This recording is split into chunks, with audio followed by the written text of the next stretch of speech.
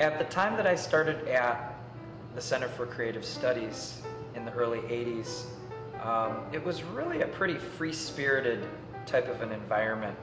It was not a dry campus. There were really very few rules, and pretty much anything goes was the name of the game. And I think that made for a wonderful experience because we could really take over part of the school. We had some old houses that the school owned that were kind of falling apart, but they were used for classrooms. We could fill up one of those rooms with installations till our heart's content.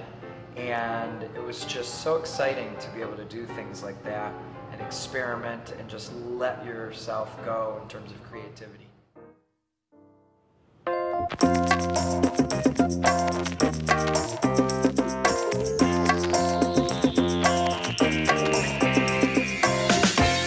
Living and working in New York City in 1996 and 1997 gave me a firsthand opportunity and experience to see what the New York art world was all about.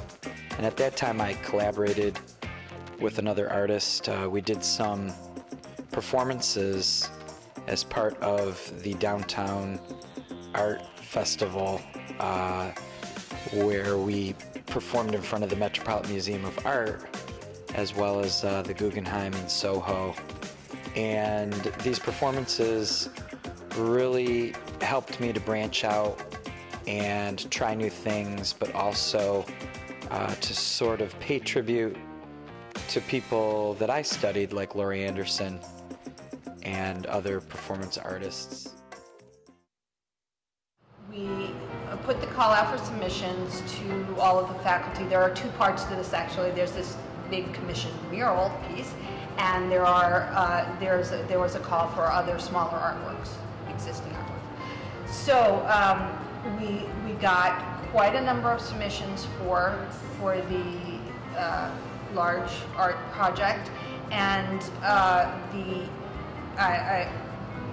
deans of the School of Health Sciences and the dean of the School of Nursing met with me to look at all of the submissions and talk about them, talk about what were the ideas behind them, and then they went back and thought them through and fussed this way and that way before they decided on Eugene. Says that they would like, there were possibilities that they could have chosen 3 different artists for each of the walls, one for each of the walls, but they really felt that his work would be great as a set of 3. 2 of the walls are opposite each other, and then there's a 3rd wall that's somewhere else. And they really liked the idea of having his work on all 3 of the walls. And I think it will be, you look at them on the floor and they're impressive. When they're up on that wall, they are going to have so much power and beauty. And Eugene and I have talked about the color too, because the walls are fairly neutral in color, and they're concrete block walls and tall, lots of gray concrete wall. And then to have this color and this energy and this sense of the natural world and the curves and flow against all these lines of the blocks. I'm very excited. I think it's wonderful. I've seen some of this. I looked at the artwork and the piece that he was creating. Oh, and it had such a dimension. It's colorful. The compositions are great. I believe that the hospital is going to be truly excited and pleased with his work. Like I said before, he just does exceptionally great work, and I just wish him well. I had a chance to travel to Jamaica and parts of Africa in the same year. And at that time, I brought a video camera and a micro cassette recorder. And as an artist, I decided that the video camera and the micro cassette recorder would be my media in which I would create my artwork rather than drawing and painting at this time. I wanted to take all the things that I loved about travel and sort of squeeze them into sounds and visual imagery. hoping that when I got back into the United States, this would spur an art piece for me that would be of a multimedia experience. So the end result was a piece that I titled Eat Right and Think Clean.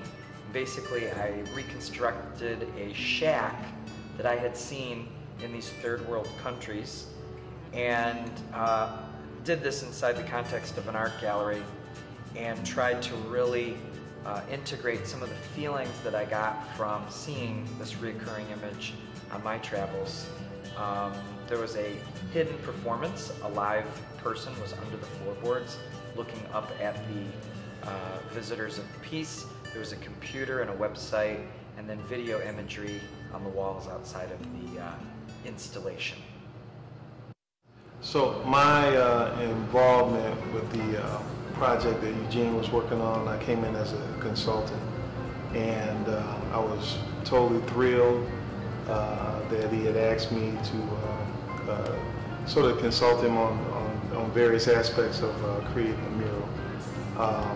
I told him, I said, I always thought, I mean, he does great work, he's exceptionally gifted, and when he came and asked me certain questions, I was just more than pleased just to, just help out as much as I could. So.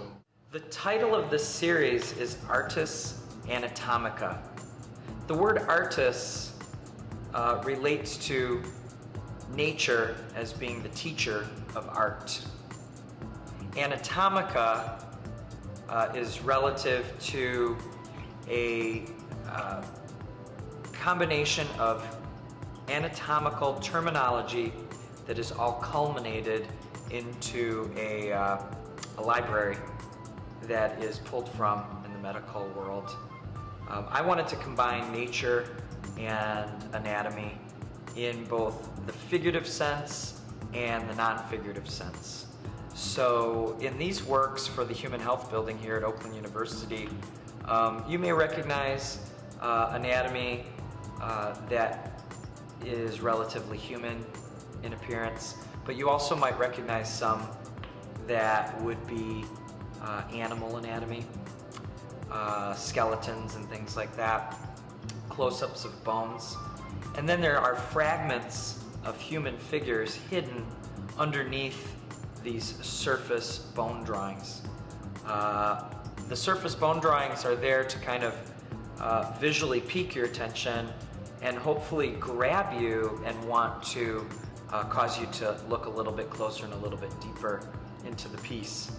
When I look at Artis Anatomica #1 with the blue rib cage, I see a figure that is bent over underneath, and then we have green overlaying that reveals a sort of hidden sphere with spikes coming out of it.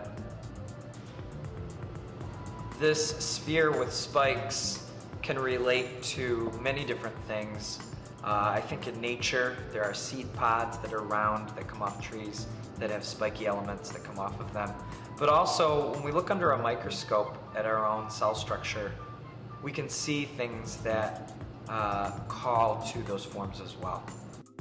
The pink animal skull that's on top of the black and white figure, to me, is one of my favorite elements because the color itself, I think, really grabs you or pops out of the surface of the work.